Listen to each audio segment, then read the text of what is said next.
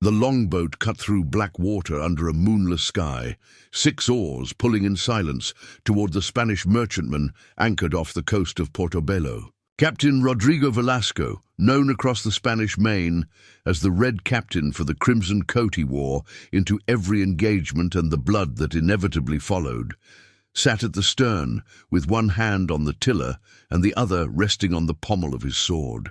His eyes were not fixed on the prize ahead, dark and heavy with Peruvian silver, but on the backs of his own men as they rowed. In the 13 months since he had taken command of the Venganza, he had learned that Spanish warships could be outrun, colonial governors could be bribed, and naval patrols could be evaded. But the malice festering in the hearts of desperate men was as unpredictable as a hurricane and twice as deadly. The crew believed he feared nothing. They whispered in the holds that he had faced down 3 ships of the line off Cartagena without flinching, that he had walked through musket fire at Portobello as if protected by saints or devils.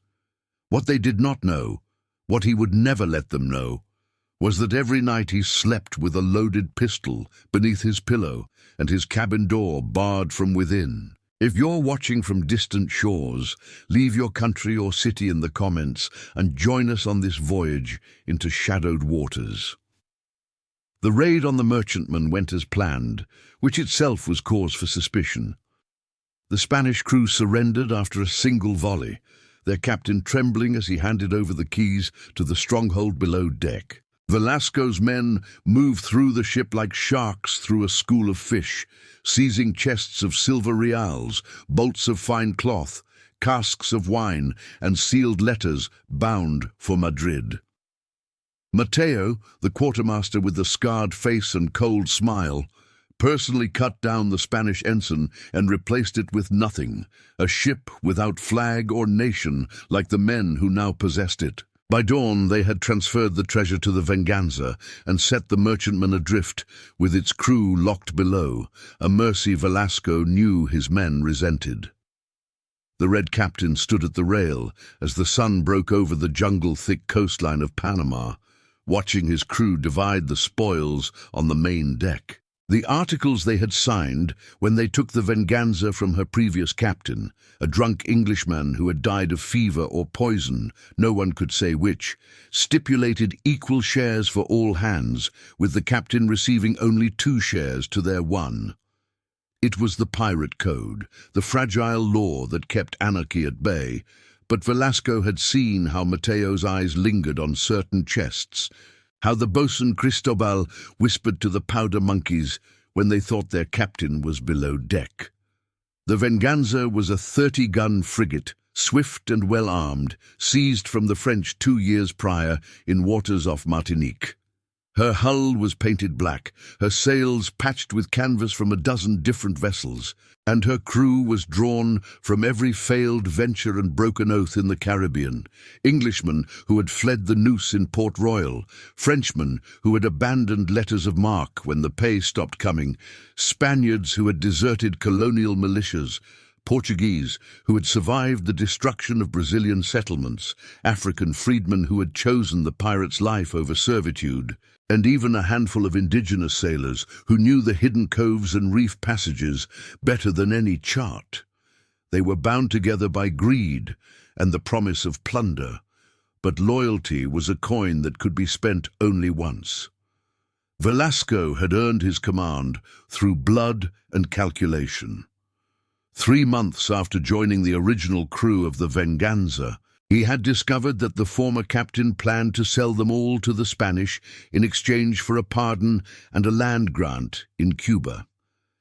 Velasco had slit the man's throat in his sleep and presented the body to the crew at dawn with proof of the betrayal. Letters signed and sealed, already written. The men had elected him captain by acclamation, but he knew that an election made by desperate men could be unmade just as swiftly. In the weeks that followed the Portobello raid, the Venganza haunted the trade routes between Cartagena and Havana, taking 2 more prizes without bloodshed. The holds began to fill with silver and indigo, and the crew grew fat on stolen wine and salt pork. But prosperity bred ambition, and ambition bred whispers. Velasco heard them when he walked the deck at night.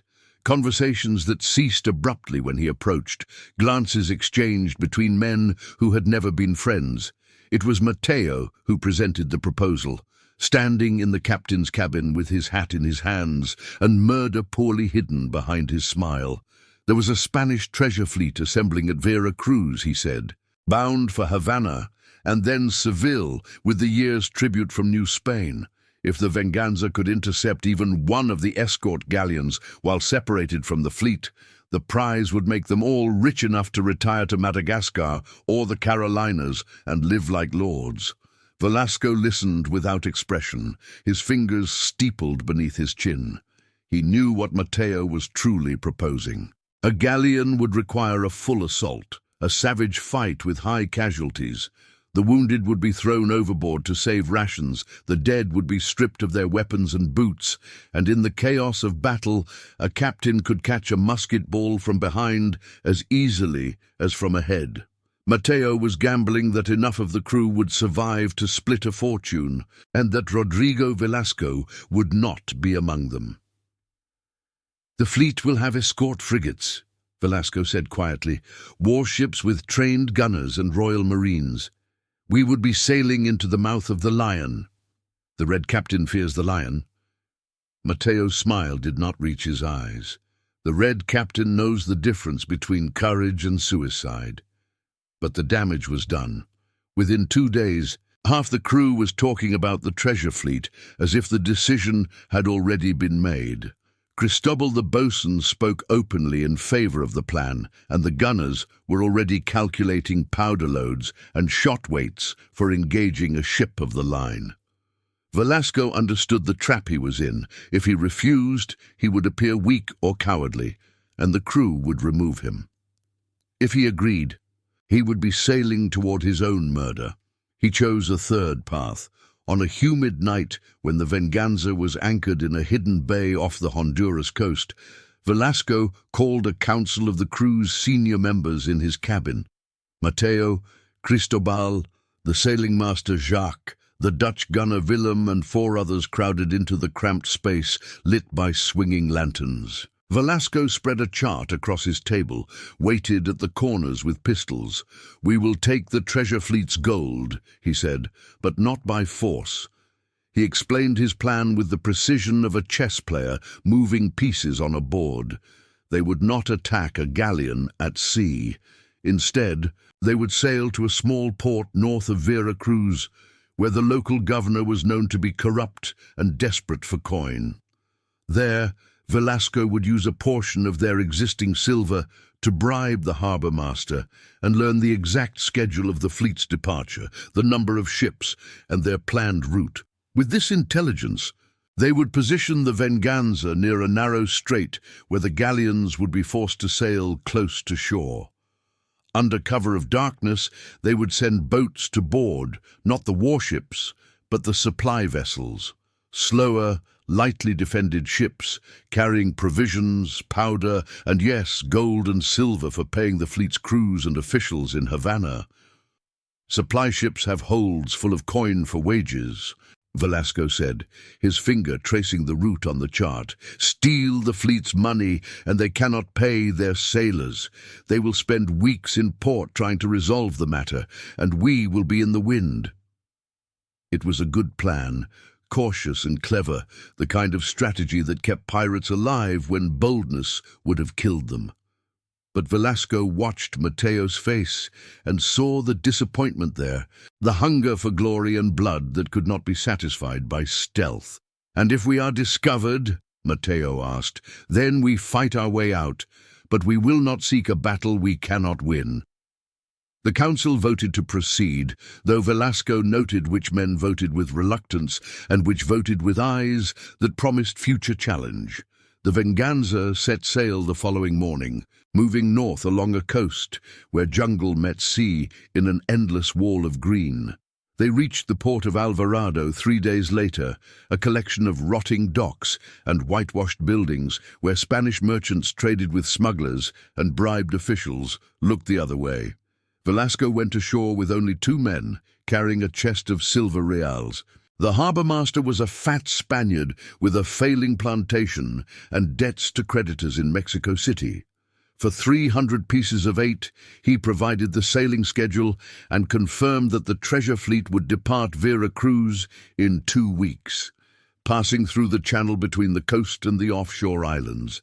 But on the second night in port, while Velasco was negotiating the purchase of additional powder from a French merchant of questionable loyalty, Mateo and 6 others disappeared into the town's taverns and whorehouses. They returned to the ship at dawn, drunk and loud, and with them came rumors that would prove more dangerous than any Spanish patrol. A woman in the tavern, a mestiza who claimed her brother worked in the governor's mansion, had told them about a different prize. In Vera Cruz itself, locked in the fortress of San Juan de Ulua, there was a chest containing not silver, but uncut emeralds from the mines of Muzo in New Granada, meant as a personal gift from the Viceroy of New Spain to the king himself. The chest was guarded by soldiers, but the woman had drawn them a map of the fortress's water gate, accessible only at low tide. Velasco heard the story from Jacques, who had remained sober enough to remember details. The sailing master delivered his report with the weary tone of a man who had seen this pattern before. Greed inflamed by rum, and the words of a woman whose loyalties were purchased for the price of a drink. "It's a trap," Velasco said flatly, "or a fantasy. Either way, it leads to the gallows." "Mateo believes her," Jacques replied. "He's already talking about it among the crew. Says a chest of emeralds would be worth more than 10 galleons of silver. Mateo is a fool." "Perhaps. But fools with promises of emeralds are dangerous to captains who counsel caution." That evening, Velasco ordered the Venganza to weigh anchor and depart Alvarado before the crew's discipline dissolved entirely. They sailed north, hugging the coast, and took positions near the channel where the treasure fleet would pass. For 5 days they waited, anchored in a cove hidden by mangrove roots, while the crew grew restless and the whispers grew louder. On the 6th day, the Spanish fleet appeared, 12 ships sailing in formation, their white sails bright against the blue water. The treasure galleons rode low in the water, their holds heavy with Mexico's wealth. The escort frigates sailed at the flanks, their gun ports open and their marines visible on deck. And at the rear, exactly as Velasco had predicted, came the supply ships, 3 wide-bodied merchantmen without heavy armament. The attack came at midnight. The Venganza sent 4 longboats, each with 10 men armed with cutlasses, pistols, and boarding axes. Velasco led the first boat himself, trusting neither Mateo nor any other man to command the raid without turning it into a massacre that would bring the entire fleet down upon them. They moved in silence across calm water, their oars wrapped with cloth to muffle sound. The supply ship Santa Lucia was anchored apart from the main fleet, her crew asleep except for a single watchman who died with Velasco's knife in his throat before he could raise an alarm. The pirates poured over the rails like shadows, securing the deck and moving below to find the stronghold. They worked with efficiency born of practice, breaking the locks and hauling up chests of coin, wages for the fleet's 1,000 sailors, gold for bribing officials, silver for purchasing supplies in Havana. They were loading the last chest into the longboats when the warning bell finally rang from one of the frigates. Velasco ordered immediate withdrawal, and the boats pulled away from the Santa Lucia just as musket fire began to crack from the warships. Bullets hissed into the water around them, and one man took a ball through the shoulder. But they made it back to the Venganza and were under sail before the Spanish could organize pursuit. The escape was clean, the prize was significant, and no man had died. It was exactly the kind of success that should have united the crew in celebration.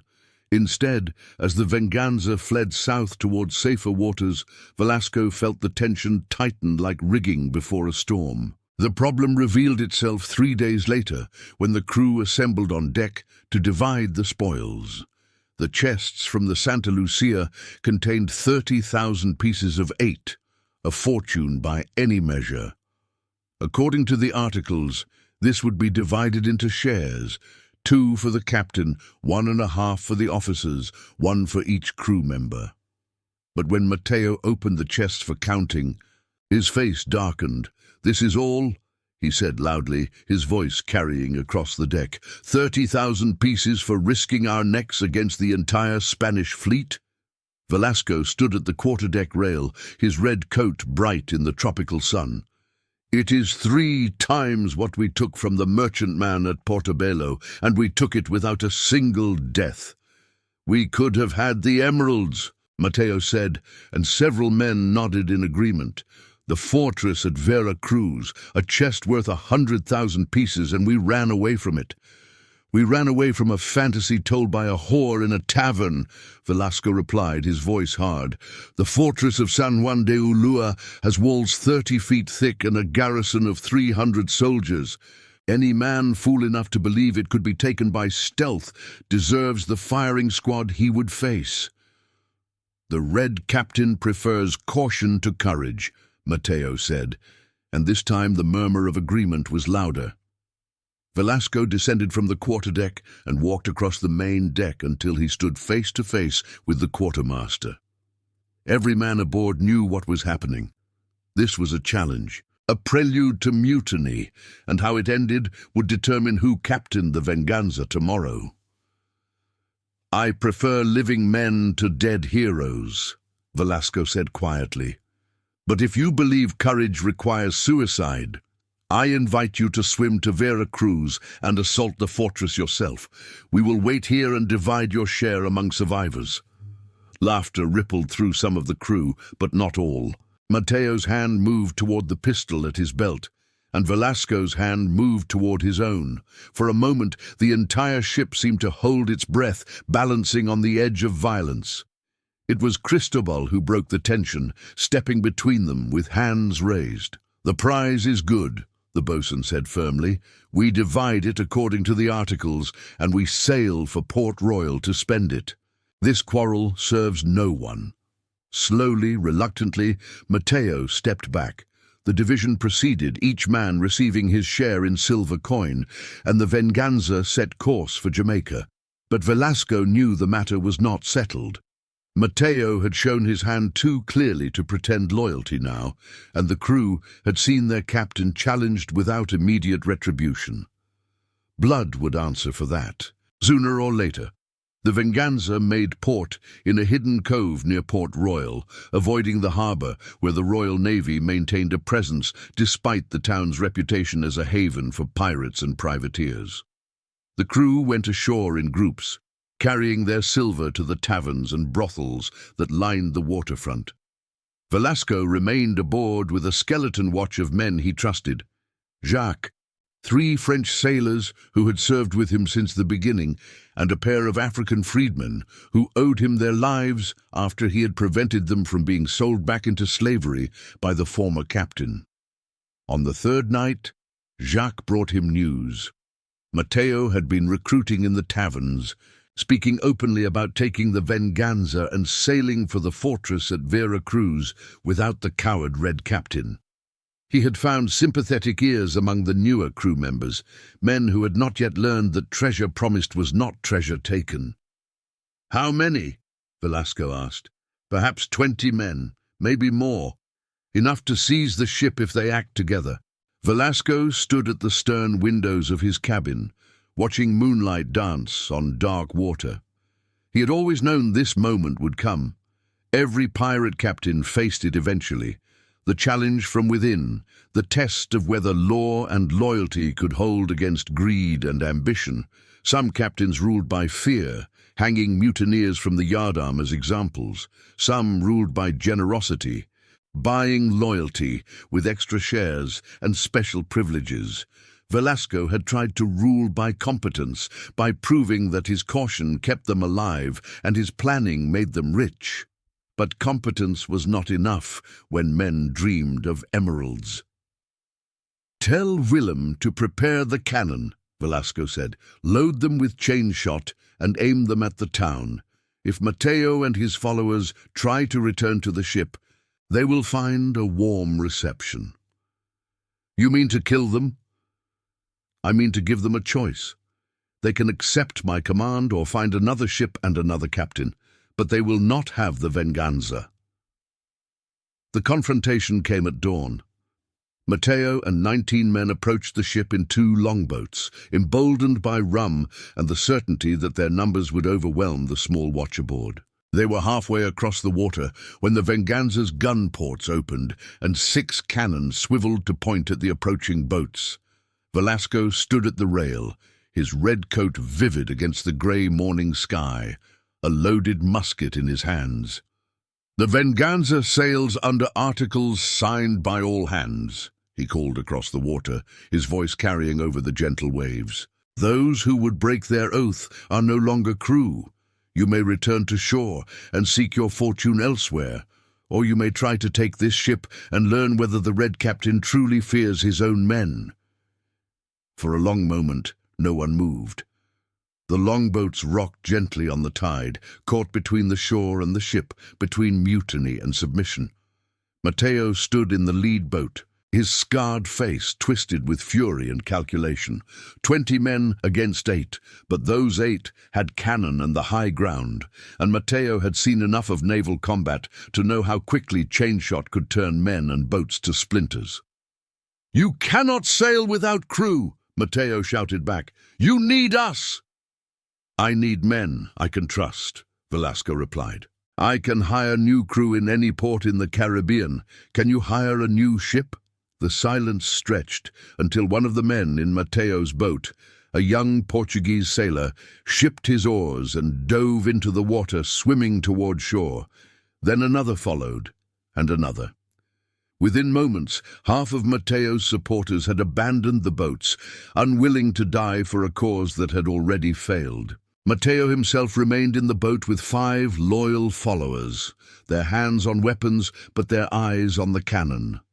Finally, with a curse that could be heard across the water, he ordered the boats to return to shore. The Venganza sailed that afternoon with a crew reduced by 20 men, but strengthened by the absence of treachery. Velasco recruited replacements in Kingston, desperate men, but no more desperate than any pirate, and set course for the Windward Passage and the rich hunting grounds between Hispaniola and Cuba. For 3 months the pattern held. They took prizes, merchant ships carrying sugar and tobacco, a slave ship they liberated and recruited from, a French privateer whose letter of marque had expired and whose captain had turned to piracy out of necessity. The crew's shares grew, Velasco's reputation spread, and the Venganza became known as a ship that brought its men home alive and rich. But on a November night, anchored off the coast of eastern Cuba while repairs were made to storm-damaged rigging, Cristobal came to the captain's cabin with a face like death. "There is plague below," the boatswain said. "Yellow fever. 6 men are sick, maybe more by morning." Yellow fever was the terror of the Caribbean, a disease that killed with vomiting and bleeding and turned the skin the color of old gold. Ships that carried it became ghost vessels, floating coffins that even pirates avoided. There was no cure, only quarantine and prayer and the grim arithmetic of survival. Velasco ordered the sick men isolated in the forward hold, with 1 healthy volunteer to tend them, a former monk named Alvaro, who believed he was protected by saints. He ordered the rest of the crew to wash their hammocks in seawater and vinegar, to dump their drinking water and refill the barrels from a stream on shore, to avoid the sick men's clothing and possessions. But fever does not respect precautions. By the 3rd day, 12 men were ill. By the 5th day, 20. The deaths began on the 7th day, 3 men in one night, their bodies wrapped in canvas and committed to the sea with prayers that felt hollow in the tropical heat. The crew began to break. Some demanded they sail immediately for Port Royal and the questionable mercies of land-based physicians. Others insisted they abandon ship entirely and take the longboats to shore, leaving the Venganza to burn with her disease A few spoke of sailing to Spanish territory and surrendering in exchange for medical treatment, preferring the hangman to the fever. Velasco held them together through force of will and the loyalty of his officers, but he could feel the ship dying around him, not from Spanish cannonballs or British warships, but from an enemy invisible and implacable. On the 9th day, Jacques fell ill. On the 10th day, Willem the gunner followed. The monk Alvaro, despite his faith, or perhaps because of his constant exposure, remained healthy and tended the growing number of sick with patient resignation. It was on the 11th day that Velasco himself felt the first symptoms, the headache, the fever, the beginning of the end. He did not tell the crew. Instead, he summoned Cristobal to his cabin and gave him sealed letters to be delivered if the captain died. One to his sister in Cadiz, one to the crew authorizing Cristobal's election as the new captain, and one to be opened only by whoever commanded the Venganza in 5 years' time. That night, while fever burned through his body and his cabin spun around him, Velasco dreamed of Mateo's scarred face and the longboat full of mutineers. In the dream, they had succeeded in taking the ship, and Mateo wore the red coat, and the crew cheered as they sailed toward Vera Cruz and the fortress and the emeralds that waited like green stars in a locked chest. But when Mateo opened the chest in the dream, he found not jewels, but yellow bones and the laughter of dead men. Velasco woke to find Alvaro the monk kneeling beside his hammock, pressing a wet cloth to his forehead. The fever had broken. Against all probability and medical wisdom, the Red Captain would survive. So would Jacques, Willem, and 8 others. But 19 men of the Venganza's crew had died, and their loss had changed the ship's character as surely as if they had been killed in battle. The survivors sailed for Tortuga to recruit replacement crew, moving slowly through water that seemed heavier than before, under sails that filled reluctantly with wind. Velasco stood at the quarterdeck rail and watched his diminished crew work the lines with mechanical precision, their eyes empty of the hunger that had once driven them. They had faced the enemy that no captain could outthink and no courage could defeat, and they had learned the lesson that Rodrigo Velasco had known from the beginning, that the greatest danger came not from Spanish warships or British patrols or even mutinous quartermasters, but from the simple, mortal fragility of men who challenged the sea. In Tortuga they found new sailors, French deserters, English smugglers, a handful of Dutch privateers whose commission had been revoked. The Venganza returned to hunting, taking prizes in the Mona Passage and off the coast of Puerto Rico. The new crew proved competent but cautious, having heard the stories of the fever ship and the Red Captain, who had survived when so many died. On a January afternoon in the year 1717, exactly 2 years after Velasco had assumed command of the Venganza, they intercepted a Portuguese merchant ship carrying Brazilian gold to Lisbon. The capture was clean and profitable, the kind of success that should have brought celebration. But as the crew divided their shares that evening, Velasco saw in their faces not joy, but weariness, the exhaustion of men who had tempted fate too many times and knew their luck was finite. That night he wrote in the ship's log, his hand steady despite the memories of fever and mutiny. 2 years as captain, 37 prizes taken, 63 men dead of disease, battle, and accident. The crew fears their own mortality more than they fear me, which makes them cautious but also fragile.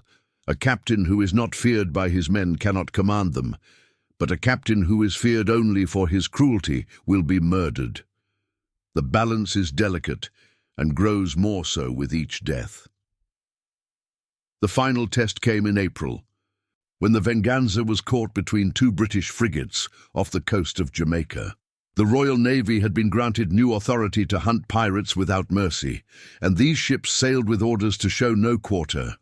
For 6 hours they chased the Venganza through increasingly shallow waters, their guns hammering at her stern, while Velasco's gunners returned fire, and Jacques guided them through reef passages that should have torn out their hull. They escaped by sheer seamanship and desperate luck, running the Venganza through a channel so narrow that the pursuing frigates had to break off or risk grounding. But the ship had taken damage. The mainmast was cracked, the rigging was shot through, and 3 men had died when a British cannonball struck the gun deck. They limped to a hidden cove on the southern coast of Cuba, where they could make repairs far from Spanish eyes. It was there, while the crew worked to replace the damaged mast, that Cristobal came to Velasco with news that the boatswain had clearly been debating whether to deliver. "There is talk," Cristobal said carefully, "of retiring, of taking what we have earned and disappearing before the British hunt us down." Velasco, who had been studying charts in his cabin, looked up with eyes that revealed nothing. "Who speaks of this?" "Many men.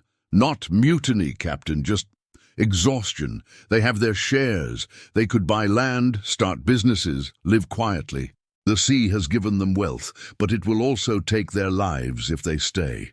And you? Do you wish to retire?" Cristobal hesitated, then nodded slowly. "I have a woman in Port-au-Prince. She does not know I am a pirate. She believes I am a merchant captain. I could make that true with the silver I have earned." Velasco walked to the stern windows and looked out at the Venganza at anchor. Her wounded hull partially submerged for careening, her crew working in the fading light. He had commanded this ship for 2 years, had kept her crew alive through battles and disease, had navigated between the dangers of the sea and the treachery of men. But he understood what Cristobal was saying. The life had a rhythm: hunt, fight, survive, divide spoils. Repeat, and that rhythm could only continue so long before mortality claimed its price. "Any man who wishes to leave may do so," Velasco said quietly. "We will divide the remaining treasury, and those who stay will continue with smaller shares but greater wealth in the end. Those who go will have enough to start new lives, if they are clever." Word spread through the crew like fire through dry grass. By the next morning, 17 men had chosen to leave, nearly half the crew. Cristobal was among them, as was Alvaro the monk, who said he had done enough penance at sea and wished to return to the church. Jacques remained, loyal to the last, as did Willem and the corps of men who had survived the fever and believed themselves immortal. The Venganza sailed from Cuba with a crew of 19 men, barely enough to work the ship, certainly not enough to take significant prizes or fight major battles. Velasco knew he would need to recruit again, but he also knew something had changed. The ship that had been the scourge of the Spanish Main was now just another small predator in waters full of larger hunters. They took 2 small prizes over the next month: fishing boats and coastal traders with minimal cargo. The shares were thin, the work dangerous, and the new men Velasco recruited in various ports were increasingly desperate and unreliable. One night, off the coast of Hispaniola, Willem came to Velasco with a confession that the Dutch gunner had clearly been holding inside for weeks. "I want to tell you something," Willem said, his accent thick and his eyes troubled. "About Mateo, the night before the mutiny in Port Royal." "Mateo is gone," Velasco said. "Whatever he plotted is finished." "Not plotted, confessed. He came to me drunk and said he knew you would never fall in battle because you were too careful. He said the only way to take the Venganza was to kill you in your sleep, but he could not do it himself. He asked me to do it, promised me the position of captain if I did." Velasco felt something cold settle in his chest. "And what did you say?" "I said no. I told him I served the Red Captain because the Red Captain kept me alive, and I would not murder the man who had never betrayed me. That is why I remained with you when he left, because I knew he would try again someday, and I wanted you to know that at least one man aboard could be trusted. You could have told me this before. I could have. But I wanted to see if you would survive without knowing, if you could lead men who might kill you and still bring them home rich. You did. That is why I tell you now, because you earned the truth." Velasco sat in silence for a long time, listening to the creak of the ship and the sound of waves against her hull. Finally, he spoke. "Thank you, Willem. You may go." When the Dutch gunner had left, Velasco poured himself a measure of rum from the bottle he kept for moments when the weight of command became too heavy to bear alone. He thought about Mateo's scarred face and cold smile, about the 19 men who had died of fever, about Cristobal living his new life as a merchant captain in Port-au-Prince. He thought about the balance between fear and trust, between caution and courage, between the life of a pirate and the death that always waited in the shadows. The Venganza continued to hunt through the summer of 1717, but the prizes grew fewer and the risks greater. The British had intensified their patrols, the Spanish had hardened their defences, and the golden age of easy plunder was drawing to a close. In August, they took a French merchant ship carrying wine and cloth, a modest prize that yielded barely enough to make the effort worthwhile. In September, they found nothing at all. It was in October, anchored in a cove on the Venezuelan coast, that Velasco made his decision. He called the crew together on deck and told them the truth. The Venganza would sail no more as a pirate ship. He would divide the remaining treasury among the crew, and every man would be free to take his share and disappear into whatever life he could build. The ship herself would be sold or scuttled, her name erased from the maritime registers. Her career ended before a British noose or Spanish firing squad could end it for them. Some men protested, arguing they could continue in different waters or under different flags. But Jacques spoke for the majority when he said simply, "It is finished. We have been fortunate. Let us not test fortune until she abandons us." The final division took place on a grey afternoon with clouds building on the horizon. Each man received his share, some more than 1,000 pieces of eight, accumulated from 2 years of successful piracy. It was enough to buy a small farm, start a business, live modestly for years. It was the prize that piracy had always promised and rarely delivered. Freedom. The crew dispersed in different directions. Some took passage on merchant ships bound for ports where they had family or memories of life before the sea. Others simply disappeared into the jungles and coastal settlements, becoming farmers or fishermen or tavern keepers with pasts they never discussed. Jacques sailed for New Orleans, Willem for Amsterdam, Alvaro for a monastery in Mexico, where monks asked no questions about how new brothers had earned their donations. Rodrigo Velasco, the Red Captain, was last seen in La Guaira in November of 1717, purchasing passage on a Spanish merchant ship bound for Cadiz. He had shaved his beard, cut his hair, and packed the red coat away in a trunk he would never open again. The ship's manifest listed him as Señor Rodrigo Villarreal, merchant, returning to Spain after unsuccessful business ventures in the New World. What became of him after his arrival in Cadiz, no record can confirm. Some say he retired to a small estate in Andalusia and lived quietly for another 40 years, never mentioning the sea. Others claim he died of tropical illness during the voyage home and was buried at sea, his identity unknown to those who committed his body to the waves. Still, others insist he never left the Caribbean at all, but changed his name and face and continued as a merchant captain, moving legal cargo through the same waters he had once terrorized.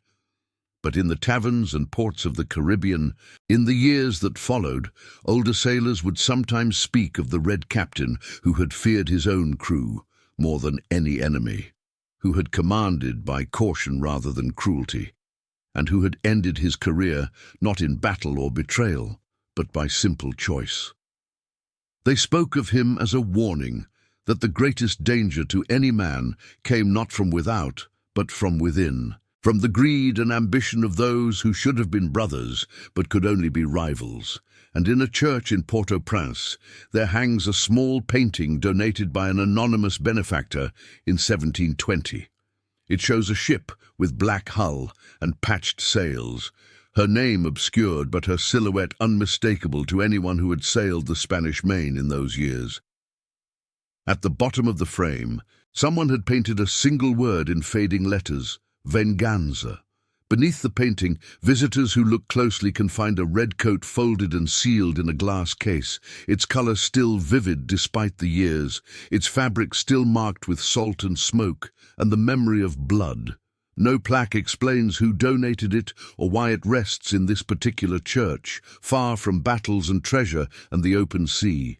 But those who know the stories understand what it represents: the weight of command, the burden of choice, and the final act of a man who learned that the only enemy who truly mattered was the one he saw in the mirror each morning, dressed in the same red coat, asking the same question that every captain must eventually answer: whether the life was worth the cost. The coat remains there still, a silent testament to the Red Captain and his crew, to the Venganza and her vanished voyages, to an age when the Caribbean ran red with ambition, and the only law was the articles men signed before they sailed beyond the reach of civilization and into the uncertain waters where every man was both predator and prey, captain and mutineer, hunter and hunted in the endless dance of trust and betrayal that defined the pirate's life and the pirate's death.